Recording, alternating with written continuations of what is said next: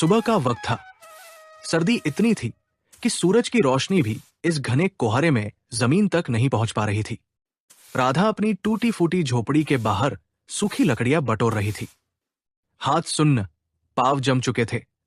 माँ। अंदर से उसकी 10 साल की बेटी मुन्नी की धीमी सी आवाज आई। माँ, कुछ खाने को दो ना, बहुत भूख लग रही है। घर में तो खाने को कुछ नहीं है। अब मैं मुन्नी को क्या खिलाऊंगी?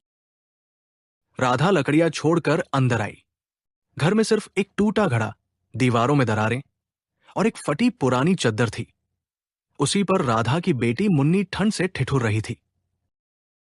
बेटा बस थोड़ा सब्र कर, माँ आज जरूर कुछ लेकर आएगी।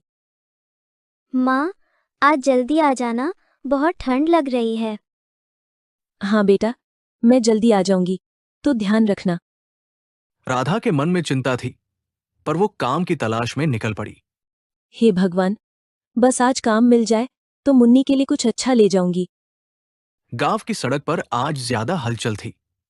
एक तरफ रामू चाय वाला अपनी भट्टी सुलगा रहा था। ले लो गरम चाय, आज सर्दी में हाथ पांव जम जाएंगे। अरे बहन जी, गरम गरम चाय है। चाय चाय चाय चाय ले लो चाय। दूसरी ओर कालू काका तेल में गर्मागर्म समोसे डाल रहा था। हर तरफ खाने की खुशबू फैली हुई थी। समोसे गर्मा गरम, समोसे गर्मा गरम, रगड़ा समोसा, छोला समोसा, हरी चटनी, लाल चटनी, सब गर्मा गरम। राधा उदास नजरों से उधर देखती है, लेकिन जेबें खाली है। वो नजरें नीचे करके आगे बढ़ गई। राधा आज तीसरे दिन भी काम ढूंढने निकली थी। किसी के खेत में काम नहीं था, किसी के घर में पहले ही नौकरानी थी। दीदी, कुछ काम मिलेगा क्या? झाड़ू बर्तन कुछ भी कर लूंगी। अरे राधा, आज तो कोई काम नहीं है, कल आना। ये सुनते ही राधा उदास हो गई और चुपचाप वहां से आगे बढ़ गई। दोपहर होने लगी थी। राधा के कदम अब लड़खड़ाने लगे थे।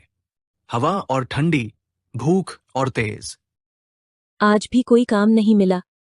अब मेरी बच्ची को भूखा ही सोना पड़ेगा। राधा ने मंदिर में बैठकर थोड़ी देर सांस ली। भगवान की मूर्ति देखते देखते आंखें भर आई। भगवान, कोई राह दिखाओ। तभी मंदिर के पुजारी जी आए और उन्होंने राधा को प्रसाद दिया। जैसे ही पंडित जी जाने लगे, राधा ने हिचकिचाते हुए आवाज लगाई। पंडित जी। राधा कुछ कह नहीं पाई, लेकिन पंडित जी समझ गए। उन्होंने चुपचाप राधा के हाथ में थोड़ा और प्रसाद रख दिया और बिना कुछ कहे वहां से चले गए। सूरज ढलने लगा था। धुंध और घनी हो गई थी। गांव के झोपड़ों में चूल्हे जलने लगे थे, लेकिन राधा के घर में सिर्फ अंधेरा था।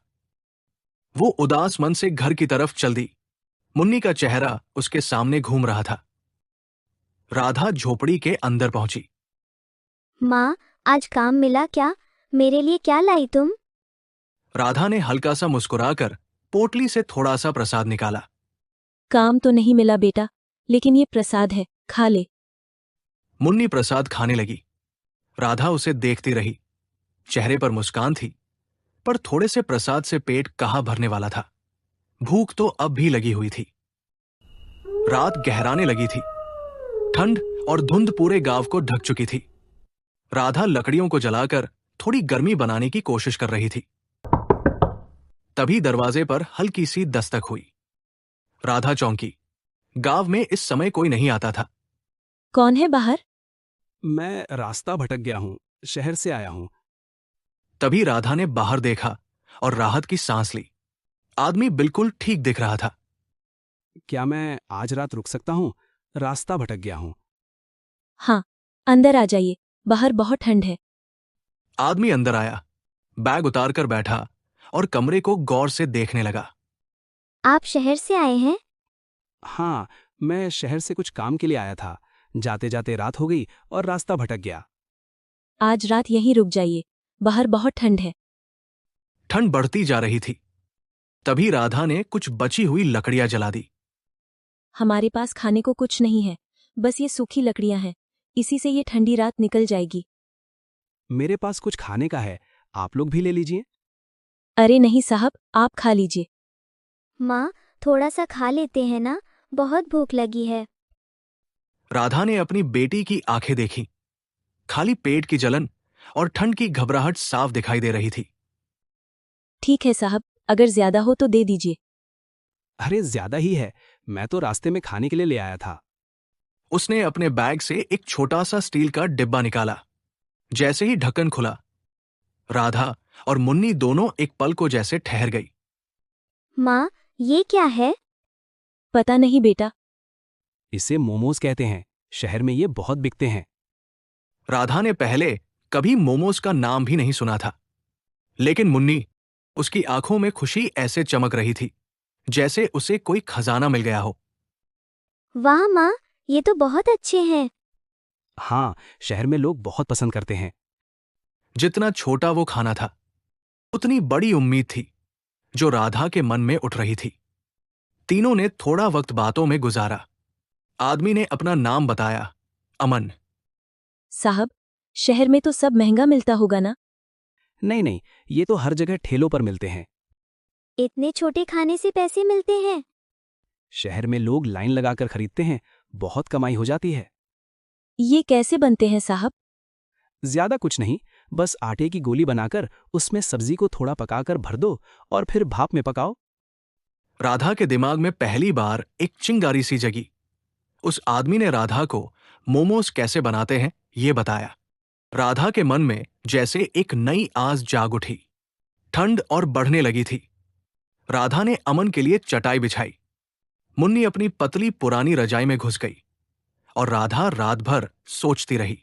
उसका दिमाग मोमोज की तरफ घूम रहा था। अगर ये इतना बिकता है तो क्यों ना हम भी बनाकर बेचें? अगली सुबह ठंड की धूप पूरे गांव पर पड़ रही थी। राधा के घर जो आदमी आया था वो जा चुका था। राधा घर का काम खत्म करके बाजार की ओर निकल पड़ी। राधा जैसे ही बाजार पहुंची, किसी ठेले पर कोई गर्मा गर्म चाय बेच रहा था, कहीं कोई समोसे तल रहा था, पर किसी के पास भी मोमोज नहीं थे। राधा अपने घर लौटी और मुन्नी से कहने लगी, बेटा, आजकल काम भी नहीं है तो क्यों ना हम मोमोज बनाकर बेचें? सच माँ, हम मोमोज बनाकर बेचेंगे। राधा के मन में अब उम्मीद की जगह हिम्मत ने ले ली थी।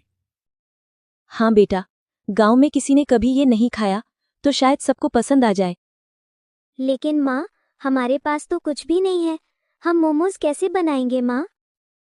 तभी राधा का मन उदास हो गया। अरे हाँ बेटा, ना आटा है, ना सब्जी और ना ही तेल। अब क्या करेंगे माँ? कोई बात नहीं बेटा, हम गुप्ता जी के यहाँ से उधार ले आएंगे, वापस चुका देंगे। गांव की पगडंडी से गुजरते हुए वे उन दुकानों के पास से निकली जहां लोग पहले से अपनी कमाई में लगे थे। कहीं गर्मागर्म समोसे तल रहे थे, कहीं चाय का धुआं उठ रहा था, कहीं आलू पकौड़े की खुशबू फैल रही थी। पकोड़े वाले, पकोड़े वाले, अरे भैया थोड़े तो खा ले पकोड़े वाले। ओ भाभी जी मुंह मत बनाओ, इधर तो आओ पकोड़े खाओ। पकोड़े वाले, पकोड़े वाले। तभी राधा गुप्ता जी की दुकान पर पहुंच गई। नमस्ते गुप्ता जी। अरे राधा बहू, इतने दिनों बाद आना हुआ। सब ठीक तो है ना घर में? जी, बस एक छोटी सी बात थी।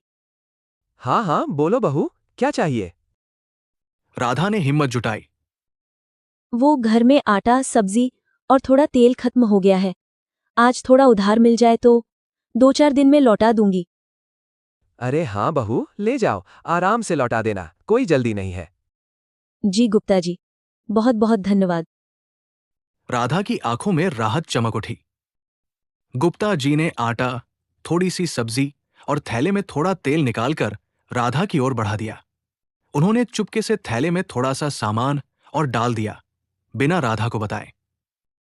राधा सामान लेकर घर की ओर चलते हुए मुस्कुरा रही थी। पहली बार लगा कि जिंदगी बदल सकती है। घर पहुंचते ही मुन्नी बोली, माँ, चलो चलो, अब मोमोज बनाते हैं। हाँ बेटी, आज हमारी नई शुरुआत है। दोनों ने चूल्हा जलाया, आटा गूंधा और गोभी काटने लगी।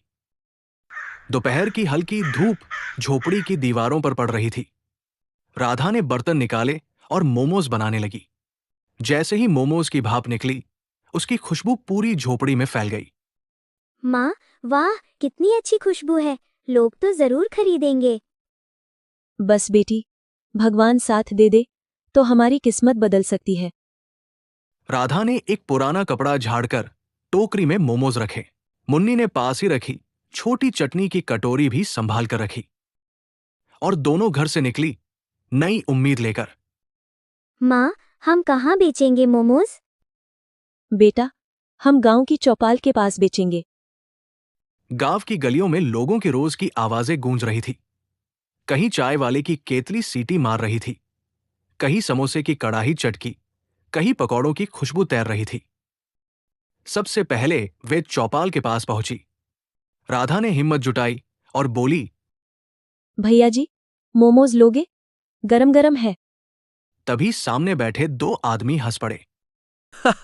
ये मोमोज क्या है? हमारे गांव में कौन खाएगा ये शहर वाली चीजें? राधा की मुस्कान फीकी पड़ गई। मुन्नी का चेहरा उदास हो गया। वे आगे बढ़ी। अगले कुछ लोग मिले। किसी ने मुंह बना लिया, किसी ने सीधे मना कर दिया। माँ, कोई ले ही नहीं रहा। कोई बात नहीं बेटा, पहली बार में सब आसान नहीं होता। दोनों आगे बढ़ती गई। दोपहर ढलने लगी। टोकरी में मोमोज जस के तस। राधा की आंखों में चिंता उतर आई। अगर बिके नहीं तो गुप्ता जी को उधार कैसे चुकाऊंगी? तभी दूर से आती 3 बच्चों की टोली दिखी जो स्कूल से लौट रहे थे। राधा धीरे से बच्चों के पास गई। बेटा, गरम गरम मोमोज लोगे? बस 5 रुपए प्लेट। तभी सारे बच्चे खुश हो गए। अरे, ये तो कुछ नया है। हम तो लेंगे। राधा ने पहली बार गर्व से अपनी टोकरी खोली। गर्म भाप निकली। मुन्नी ने जल्दी से चटनी रखी। बच्चों ने खाया और उनकी आंखें चमक उठी। अरे, ये तो बहुत अच्छे हैं। एक प्लेट और देना। राधा की आंखों में खुशी भर गई। शायद पहली बार उन्हें लगा ये काम चल सकता है। बच्चों ने कुल 4 प्लेट ली। राधा के हाथ में पहली बार 20 रुपए आए। मुन्नी खुशी से उछल पड़ी। माँ, सबको हमारे मोमोज पसंद आए। राधा की आंखें भर आई। हाँ बेटा, मैंने कहा था ना, मेहनत कभी बेकार नहीं जाती। राधा ने पैसे को अपनी हथेली में कसकर पकड़ा, जैसे कोई अनमोल खजाना हो। शाम तक उन्होंने थोड़े थोड़े करके लगभग आधा टोकरी बेच दी। लोग धीरे धीरे स्वाद पहचानने लगे थे। कुछ ने तारीफ की, कुछ ने और मांगा। सूरज ढलने लगा तो दोनों घर की ओर लौटी। थकी हुई थी, लेकिन चेहरे पर मुस्कान थी। माँ, हम कल भी बेचेंगे ना? हाँ बेटा, बिल्कुल बेचेंगे। कल और ज्यादा मोमोज बनाएंगे। अगली सुबह गांव में एक अलग ही रौनक थी। राधा सुबह सुबह उठकर चूल्हा जलाने लगी। मुन्नी ने आटा निकालकर छोटे छोटे गोले बनाना शुरू कर दिया। आज वे दोगुने मोमोज बनाने वाली थी। माँ, आज हम ज्यादा बेचेंगे ना? हाँ बेटी, आज पूरा गांव चखेगा हमारे मोमोज। मुन्नी ने प्यार से हर मोमोज को आकार दिया। राधा उन्हें भाप से पकाती रही। कुछ ही देर में 2 बड़ी टोकरी भर गई। दोपहर होते ही माँ बेटी टोकरी उठाकर गांव की ओर चल दी। सबसे पहले वे चौपाल पहुंची। वहां वही लोग बैठे थे जिन्होंने कल मजाक उड़ाया था। राधा थोड़ा झिझकी, पर मुन्नी बोली, माँ, कोशिश करूँ ना, शायद आज ये ले लें। राधा ने हिम्मत की और बोली, भैया जी, आज फिर लेकर आई हूँ, अगर चाहे तो चख कर देख लीजिए। एक आदमी ने थोड़ी शर्माते हुए कहा। अच्छा, एक दे दो चखने को। राधा ने टोकरी खोली। भाप उठी। मोमोज ताजा और सुगंधित दिखाई दिए। आदमी ने पहला मोमोज खाया और तुरंत उसकी आंखें चमक उठी। अरे वाह, ये तो बहुत मजेदार है। दूसरा आदमी बोला। अच्छा, मुझे भी दे दो एक। जो लोग कल मजाक कर रहे थे, आज वही भीड़ बनकर खड़े हो गए। माँ, आज तो सब ले रहे हैं। कुछ ही मिनटों में उनकी आधी टोकरी खाली हो गई। राधा के हाथ कांप रहे थे खुशी से। इसके बाद वे स्कूल के पास पहुंची। वहां बच्चे इंतजार कर रहे थे। आज फिर मोमोज लाए हो? आज मैं 2 प्लेट लूंगा।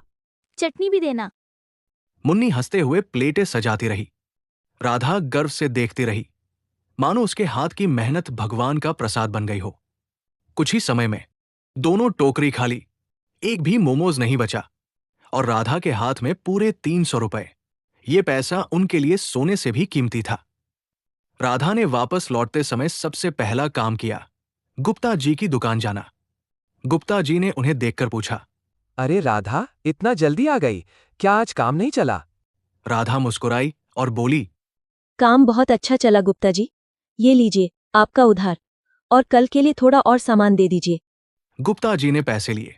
फिर राधा और मुन्नी को देखकर कहा, बहुत अच्छा काम कर रही हो तुम दोनों। अब से जब भी सामान चाहिए सीधे मेरे पास आना। मुन्नी खुशी से मुस्कुरा उठी। घर लौटते समय शाम ढल रही थी। हवा ठंडी थी, लेकिन राधा आज अपने जीवन में पहली बार हल्की, बहुत हल्की होकर चल रही थी। कंधों का बोझ उतर चुका था। माँ, आज हम अच्छा खाना बनाएंगे। आज भूखे नहीं सोना पड़ेगा। हाँ बेटी। धीरे धीरे राधा और मुन्नी की मोमोज की खुशबू पूरे गांव में फैल गई। अरे सुनती हो, कहाँ चली गई? अरे बेटा, तुम्हारी माँ को देखा क्या? अगर देर हो गई ना तो राधा के मोमोज खत्म हो जाएंगे। अरे पापा, माँ तो पहले ही चली गईं। आप भी चलो जल्दी। क्या पूरी की पूरी भुक्कड़ है तुम्हारी माँ? धीरे धीरे राधा और मुन्नी के मोमोज पूरे गांव की पहचान बन गए। लोग दूर दूर से सिर्फ राधा के मोमोज खाने आते थे। माँ, सब लोग हमारे मोमोज की तारीफ कर रहे हैं। हाँ बेटा, अब हम और अलग तरह के मोमोज भी बनाएंगे। और फिर राधा ने अलग अलग तरह के मोमोज बनाने की सोची, पनीर मोमोज और तंदूरी मोमोज। अगले दिन राधा ने तरह तरह के मोमोज तैयार किए, लेकिन उसकी छोटी सी टोकरी में ज्यादा मोमोज के लिए जगह नहीं थी। माँ, अब तो जगह नहीं बची। इतने सारे मोमोज इसमें कैसे आएंगे? माँ, हम बाकियों की तरह ठेला लगा लेते हैं ना? हाँ बेटा, कल से हम भी ठेला लगाएंगे। राधा और मुन्नी दोनों मोमोज लेकर घर से निकल गई। उनके तरह तरह के मोमोज देखकर लोगों की लाइन लग गई और शाम तक सारे मोमोज बिक गए। उस दिन राधा ने मुन्नी को अच्छे अच्छे पकवान और मिठाई खिलाई। माँ, अब हम भी रोज अच्छा अच्छा खाना खाएंगे ना? हाँ बेटा। अगली सुबह गांव की चौक पर राधा का ठेला लग चुका था और लोग दूर दूर के गांव से राधा के मोमोज खाने के लिए आते। उस रात राधा और मुन्नी ने भगवान के सामने दिया जलाया। राधा ने अपनी मेहनत से नया घर लिया और पूरे गांव में मिसाल कायम की कि मेहनत कभी बेकार नहीं जाती।